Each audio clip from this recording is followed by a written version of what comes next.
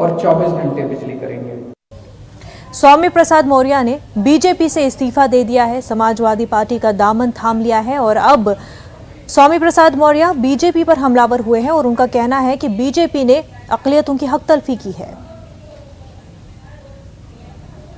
मैंने उत्तर प्रदेश सरकार और यूं कहिए कि भाजपा सरकार ने जिस तरीके से लगातार दलितों, पिछड़ों के आरक्षण के साथ मजाक किया, आरक्षण के साथ खिलवाड़ किया, आरक्षित जगहों पर सामान्य वर्ग के लोगों को भरने का पाप किया और यहाँ तक कि एक और तो कहते हैं बाबा साहब और के भारतीय संविधान के हम सम्मान करेंगे, दूसरी तरफ आरक्षण व्यवस्था को बिल्कुल जड़ से खत्म करने की साजिश कर रहे हैं।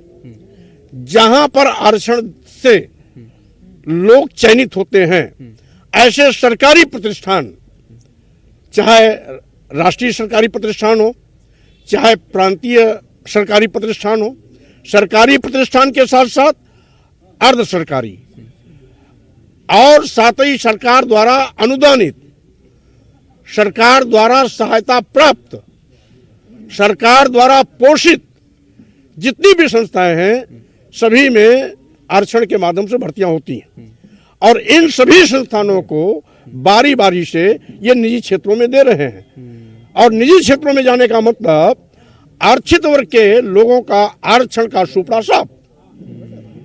इनकी इस घिनौनी साजिश और पाप का मैंने खुलासा किया। एक चीज, दूसरी चीज, वहीं पर इस लोकतांत्रिक व्यवस्था में आपने शायद नहीं देखा होगा कि किसान लगातार सालों साल आंदोलन करते रहे, इनके कान पर जू नहीं रहेगी।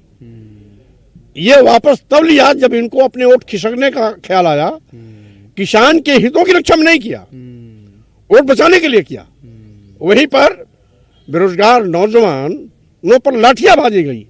रोजगार की बात करता था, आउटसोर्सिंग भर्तियों के माध्यम से बेरोजगार नौजवानों का शोषण है।